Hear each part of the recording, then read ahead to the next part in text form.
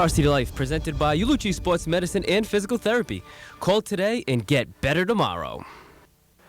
Hi everyone, I'm Frank Carpano. Welcome to Varsity Life. We are live each and every Monday night at 7:30 right here on Cox Sports Television. We're also streamed live on the internet at turnto10.com. Tonight on Varsity Life, we'll chat with the first Rhode Islander to ever be named to the McDonald's All-American basketball team, Michael Carter Williams. Then the Division II girls basketball champs from Prout are in the house. The Coventry boys hockey team won the D2 title. We'll listen in on what their coaches had to say during a game in our Wired segment. And of course, we'll bring you the top 5 plays of the week. All that and more tonight on Varsity Life.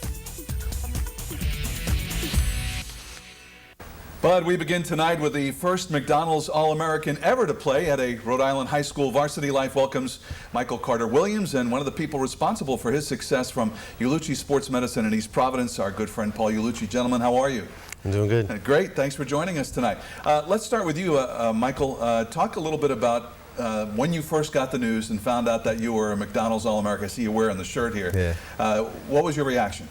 I was really excited. I was in class actually, and my principal called me out of class, and he had a serious look on his face. So I thought I was in trouble. Yeah, I thought I was in a little bit of trouble. I didn't know why, but then I went to my coach's office, and he told me I had a letter, and he was all excited, and so I opened it, and I made the game, and my principal and coach and I were really excited about it. I know when we heard the news from your coach, Mike Hart, he was so excited for you, and not only for you, but for what it represents, not only for St. Andrews, but also for the state of Rhode Island. So talk a little bit about the experience. What was it like?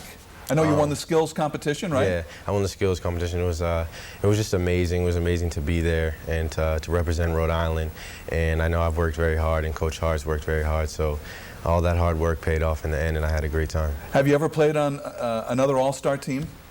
Yeah, I went up to Oregon in the Global Challenge, and I played with most of the kids that were there. It was like the USA team, I think, and it was a good time. So how different was this experience? Was this much like the other All-Star teams, or was this maybe a step above? This was definitely a step above.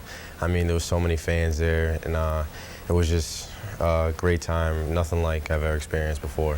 When you get a little taste like that, and obviously it maybe makes you think a little bit about the next step beyond college, right? Yeah, definitely. I mean, we got treated like we were kings out there, and it was just a great experience, and I appreciated every minute of it. What was the best part of the experience outside of the basketball part of it?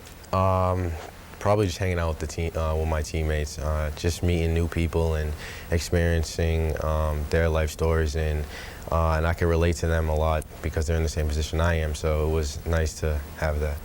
Paul, let's talk a little bit about your involvement with Michael. Tell me when you first came into his life.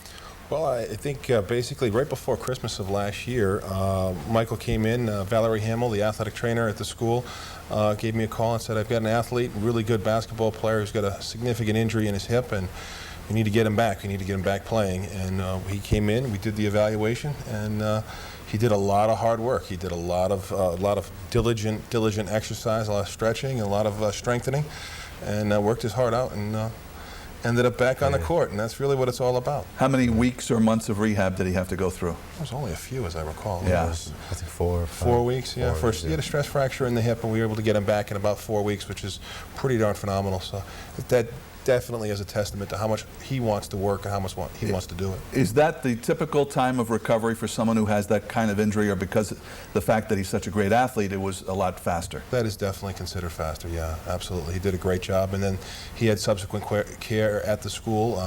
Miss Hamill is actually an athletic trainer who works for the school, and she did a great job keeping him from getting hurt again, and keeping him in check, because he just wanted to get out there and play, and he wanted to play hard. So, how concerned were you, Michael, when you suffered that injury?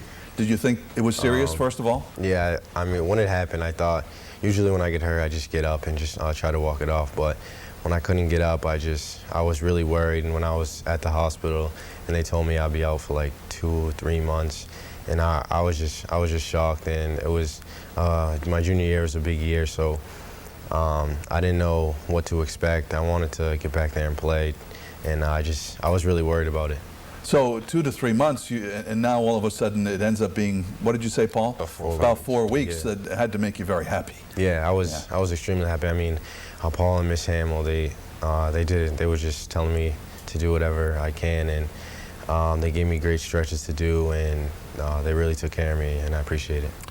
How does something like this happen to a young man like that? And is there any way to prevent something like that from happening? Well, yours was pretty much a traumatic event. I mean, there's really no way to prevent that. I mean, every athlete, particularly at the basketball, goes through preseason strengthening where they're developing bone mass, strength, and flexibility. But, you know, a traumatic injury is going to happen. It's one of those things that we can't really say that we can prevent. What we have to do then is maximize how we're going to deal with that situation, shut the athlete down, and then introduce training and flexibility and mechanisms to help heal the bone. There are techniques that we can do to help the bone heal faster with certain devices. Right. And that is the key issue. Maximize everything that we can to get them back quickly. Your preparation for a game or a practice, has that changed now as a result of the injury that you had? Yeah, I mean, I stretch a lot more before the game, and especially my hips, so I just definitely do a lot more stretching before the game just to make sure. Well, let's talk a little bit about what's ahead for you. Syracuse University, you've signed the letter, right? There's no chance that you'll be staying here in Rhode Island. Yeah. Wishful thinking there. But talk about the decision to go to Syracuse and play at the Carrier Dome for Coach Boeheim. Yeah, it was a big decision, and I'm happy with it, and I'm going to stick with it. Coach Boeheim and Coach Hopkins, they're great coaches, and I just built a good relationship with them. And the team that's already up there, we just bonded when I was there, and I just felt at home, so I chose Syracuse. You know, I wonder with big-time recruits like yourself, ultimately, you know, what is the most important thing? What are the top 3 things that you were looking for when you were searching for a college? The top is probably just when you're up there that you can feel comfortable and you can picture yourself living there for maximum 4 years. So if you feel comfortable and you feel at home there, that's probably the top thing. And to have a good relationship with your coaches, and just make sure that just talk to the team and how they feel about the coaches and how they like it up there. What about style of play? Did that have anything to do with your decision? Yeah, it definitely had a big impact on my decision. I mean, I like to fast break and do all that, but I can pretty much fit in the system wherever. So it was a decision that I needed to make, but it wasn't one of my biggest ones. And what about the ability for that school, Syracuse University, to showcase you, obviously in the Big East, going to be on national television quite a bit, in order to get you to the next level? Did that have anything to do with your decision? Yeah, that also had to do with a big thing with my decision. And I just, when I was talking to Coach Boeheim and Coach Hopkins, they told me they're going to prepare me for the next level, and as their past history, they have with many players, so it's easy to believe them. Oh, that's great. It's nice to meet you. I know I've watched some of your highlights, and it's good to finally get a chance to see you in person and to meet you, and I wish you the best of luck at Syracuse. Thank you. Nice to meet Michael you. Carter-Williams and also Paul Ullucci, thank you for stopping by. Thank you. All right, we'll have more Varsity Life coming your way right after this. Coming up, we've got the girls' Division II state basketball champs in the house. And for the most up-to-date information on Rhode Island high school sports, go to the official website of the Interscholastic League at riil.org.